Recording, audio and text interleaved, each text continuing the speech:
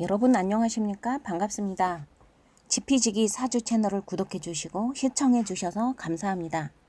오늘은 오행에 대해서 알아보겠습니다. 우주의 기운들이 많겠지만 명리학에서는 이 지구별에서부터 가까운 5개의 행성들로부터 에너지를 받는다고 생각을 합니다.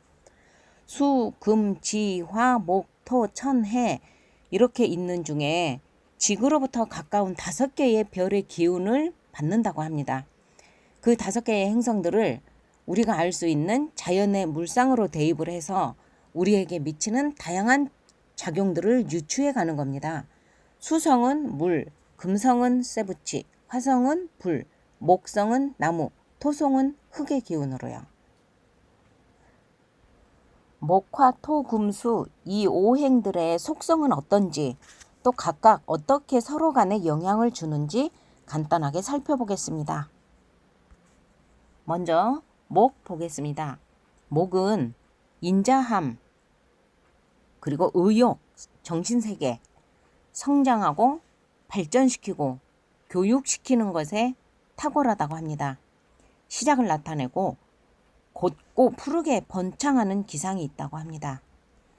천간에서는 갑, 을이 해당하고 지지에서는 인, 묘가 해당하고요.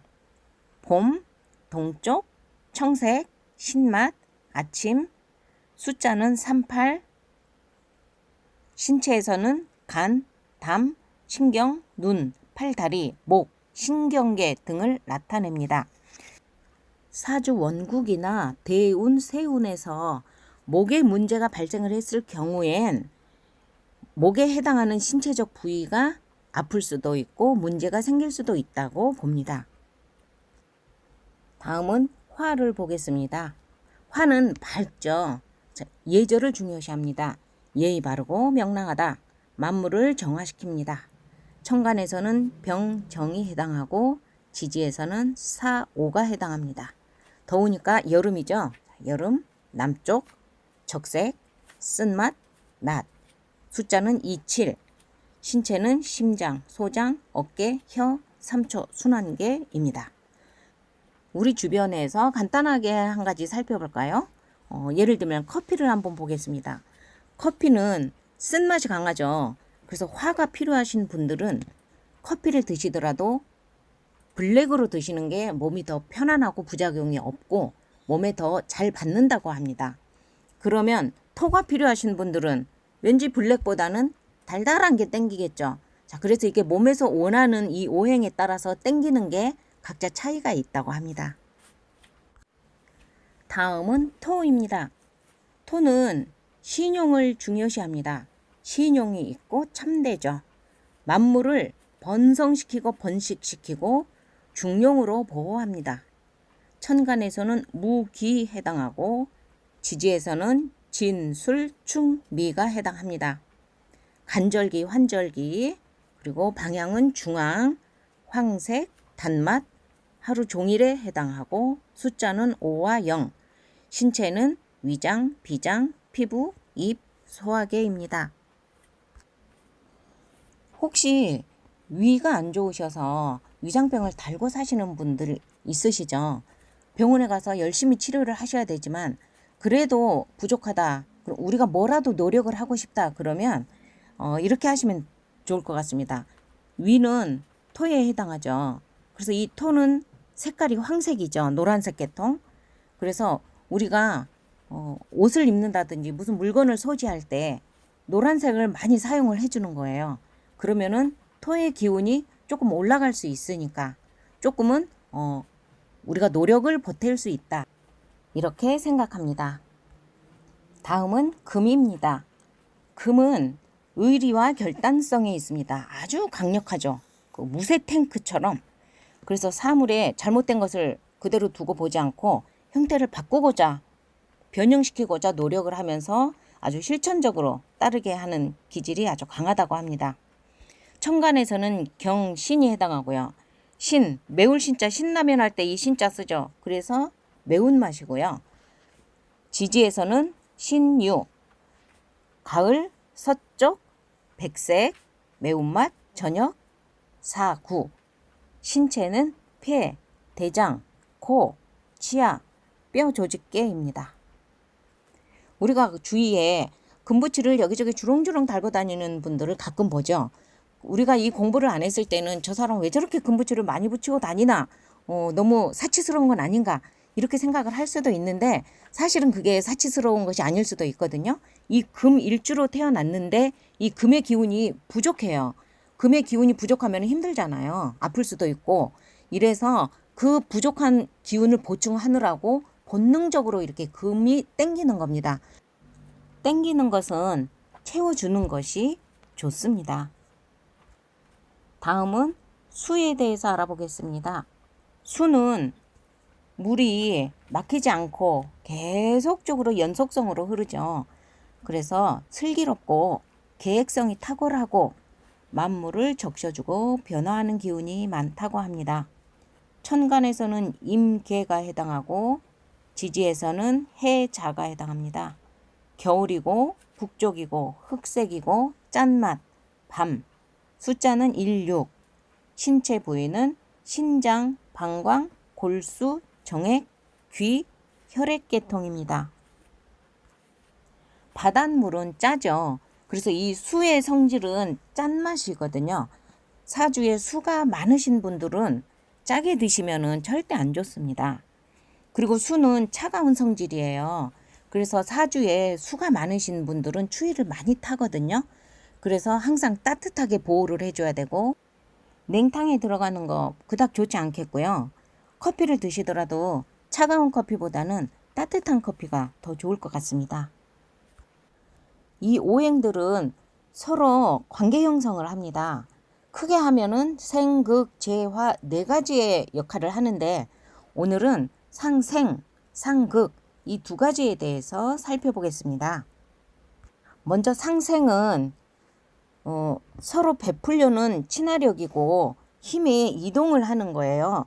내가 생을 해주는 쪽에서는 힘이 빠지고 생을 받는 쪽에서는 힘이 더 생기는 거죠.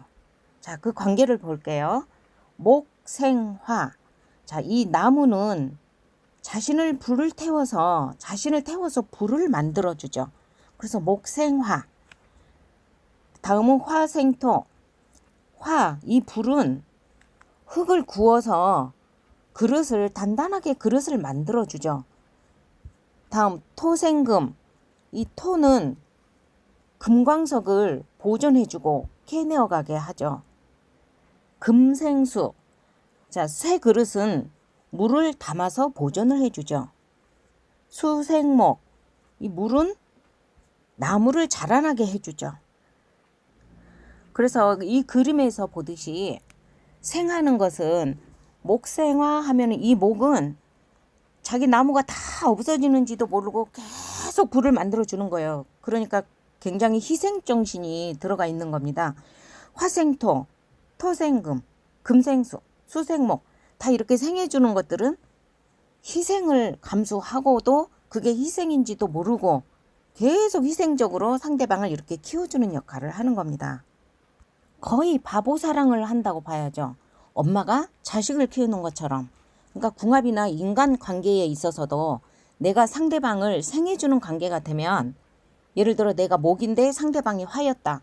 그러면 내가 목생화 하면서 내 나무를 다 살라가면서 상대방을 불을 만들어 주잖아요.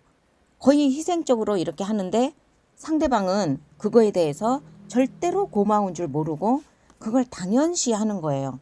왜냐하면 목생화 관계가 그렇게 되어 있기 때문에. 그래서 그 사람한테 나쁜 놈, 고마운지도 모르고 네가 그럴 수 있어? 이럴 필요는 없는 겁니다.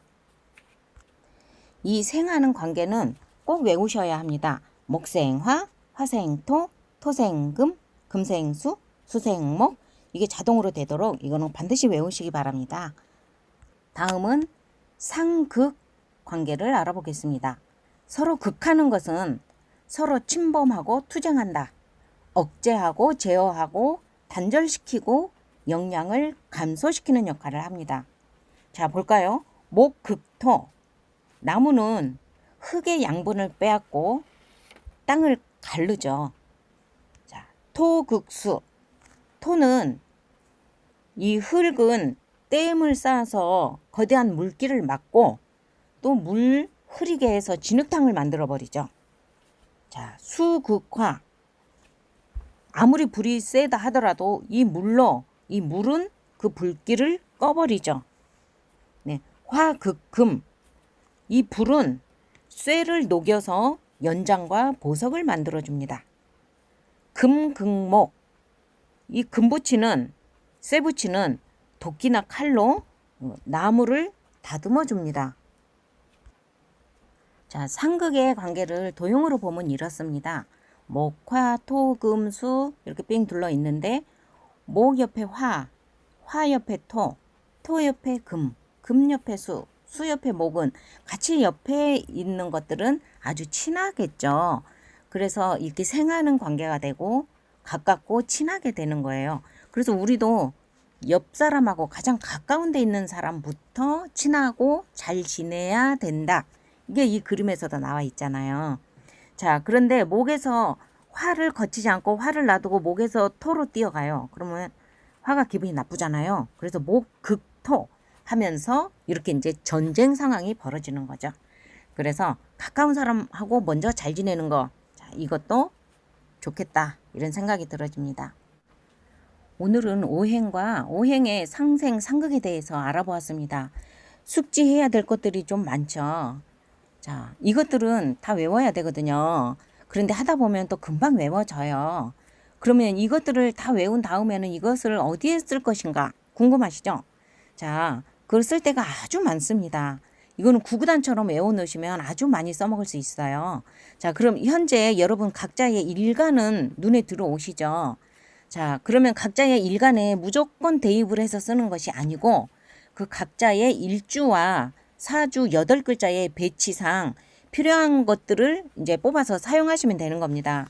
예를 들어서 어느 사주에 토가 부족하다 하면은 토에 해당되는 저 내용들을 보충에다가 쓰시면 되고, 토가 너무 많다 그러면은 토에 해당되는 것들을 사용하지 않고 덜어내는 식으로 이렇게 응용을 하시면 되는 겁니다.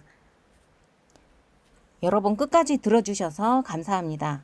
다음 시간에는 12지지와 60갑자 구성법에 대해서 알아보겠습니다.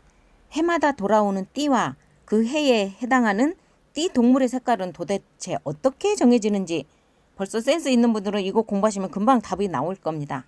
자, 이제는 쉽게 알 수 있을 겁니다.